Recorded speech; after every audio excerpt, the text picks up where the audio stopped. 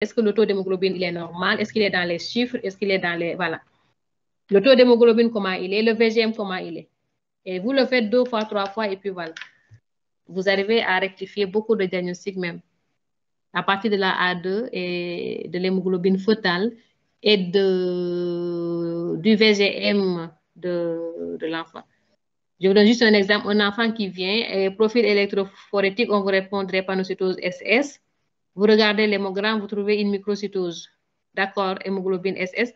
Vous considérez l'enfant comme une drépanocytose homozygote. Vous continuez le suivi, vous pensez que c'est une carence en fer, vous traitez. Pendant 2 ans, 3 ans, le VGM ne bouge pas. Il y a un trait thalassémique associé. Et vous verrez que cet enfant-là ne fera pas beaucoup de symptômes. Sur le plan de drépanocyté, il n'est pas très symptomatique. Mais vous ne pouvez pas confirmer par la génétique que c'est vraiment, voilà, c'est un peu compliqué aussi. C'est lié à nos conditions d'exercice. Mais bon, peut-être que ça va changer dans quelques années. Quand vous serez de grands pédiatres, peut-être qu'ils vont s'intéresser à ces pathologies rares, mais vraiment passionnantes. Peut-être que ça va changer. Alors, on continue.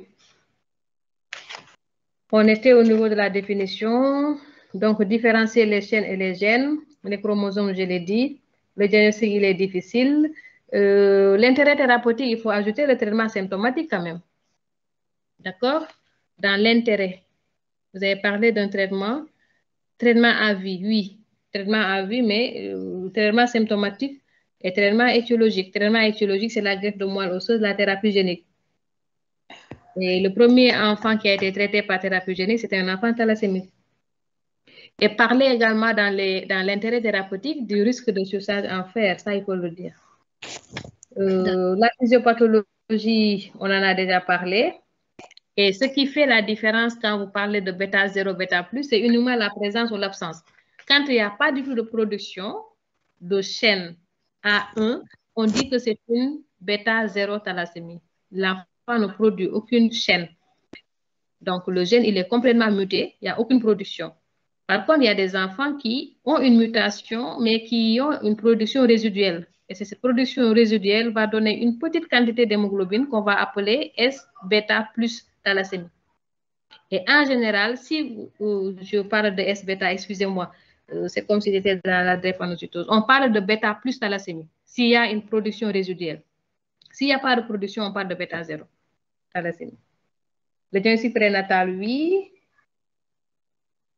Alors, l'hyperactivité médulaire, c'est vraiment un élément important. Vous savez, l'équilibre, là, dans la nature, tout est organisé. Et l'organisme compense. Étant donné qu'il y a une hyperhémolyse intravasculaire et extravasculaire, l'organisme produit tellement que, du moins, la moelle produit tellement de réticulocytes qu'il y a une hyperactivité. Et cette hyperactivité va se faire par une hyperplasie. On vous dit, en général, quand un muscle travaille beaucoup, il s'hypertrophie.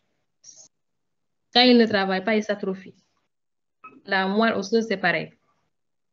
Quand la moelle produit beaucoup, c'est comme si elle aura un impact sous forme d'épaississement de l'os parce que l'érythropoïèse se fait au niveau des os plats. Donc, partout où vous aurez des os plats, l'hyperactivité médulaire au niveau de ces zones osseuses plates va faire que ces os seront hypertrophiés. Et ce qu'elle vous a projeté avec la face, parce qu'au niveau de la face, on a beaucoup d'os plats. Donc, vous aurez une protrusion des os de la face avec le problème de la fermeture de la bouche. Et ça, c'est caractéristique des syndromes, en fait, pas des syndromes thalassémie seulement, de tous les enfants qui sont connus pour des maladies chroniques hémolytiques. Et quand l'hémolyse est compensée, les signes sont atténués. Mais si l'hémolyse n'est pas compensée, c'est le profil que vous aurez. Ce sont les types d'enfants qui ne sont pas suivis ou bien qui ne se connaissent même pas thalassémiques. Depuis la naissance jusqu'à cet âge-là, ils traînent une thalassémie, l'organisme se défend, hyperplasie, hyperplasie, hyperplasie, jusqu'à arriver à ce stade-là. Donc là, c'était juste une petite parenthèse. Bon, le diagnostic, on l'a dit, vous avez le choix, alpha, bêta, vous développez, ou bien vous faites diagnostic, circonstance de découverte, mais ça risque d'être très compliqué. Faites une partie bêta-tale, une partie alpha-tale. Ensuite, la troisième partie, vous faites les formes associées. Et vous décrivez toujours, dans la bêta-thalassémie, vous prenez le type de description maladie de Coulé, vous décrivez signes fonctionnels, signes généraux, signes physiques. Ensuite, vous faites les signes paracliniques, comme je vous l'ai expliqué, biologie, biochimie et les formes cliniques. L'évolution avec les complications dont on a parlé tout à l'heure. Évolution, c'est élément de surveillance et modalités. Donc, vous dites qu'est-ce qu'il faut surveiller, comment le surveiller et quelles sont les modalités. Donc, quand vous prenez la forme type de description, c'est comme ça. Maintenant, si vous prenez la forme diagnostic, vous donnez l'ensemble des signes et vous classez. Mais cela risque d'être très compliqué. Faites la forme type de description. D'accord? Ensuite, vous aurez, en plus de la forme majeure de Coulé, vous aurez les formes asymptomatiques, les formes intermédiaires. En général, dans les programmes transfusionnels, elles concernent uniquement la maladie de Coulé. Les autres formes sont relativement atténuées. Par exemple, la forme intermédiaire, on peut transfuser au besoin. La forme mineure, en général, il n'y a pas besoin de transfuser. À Albert-Royer, je crois, on a un enfant ou deux qui ont des formes majeures, mais tous les autres sont des formes intermédiaires qui sont suivies et qui sont transfusées au besoin. Mais l'enfant qui a la forme majeure, il est sous programme transfusionnel. Ensuite, vous parlez des formes, de la forme alpha, pareil. Vous faites les différentes délétions. 1 délétion, 2 délétions, 3 délétions, 4 délétions. Vous donnez les particularités cliniques et paracliniques. Et s'il n'y a pas de particularité clinique, vous dites cette forme, elle est asymptomatique. Il n'y a rien à la clinique.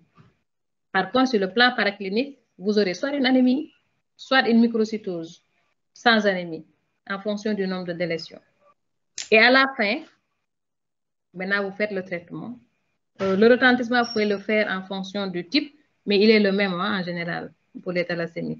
Le diagnostic différentiel, je vous l'ai expliqué, faites-le avec les autres anémies hémolytiques constitutionnelles acquises. D'accord? Maintenant, si vous voulez, après avoir discuté les autres anémies, vous éclatez devant une anémie hypochromicrocytaire, voilà ce qu'il faut discuter. Voilà.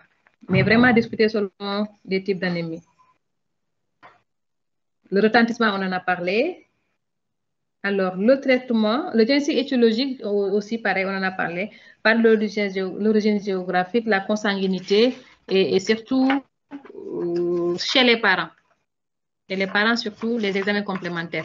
En tout cas, les anémies hémolytiques constitutionnelles, drépanocytose, thalassémie, ayez l'habitude d'interpréter vos résultats, toujours électrophorèse, corrélée à l'hémogramme de l'enfant, à l'hémogramme des deux parents et à l'électrophorèse des deux parents.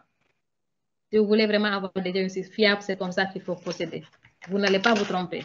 Parce qu'une microcytose que vous retrouvez chez l'enfant et chez les deux parents, là, ce serait peu probable que ce soit une carence martiale. Ce serait une microcytose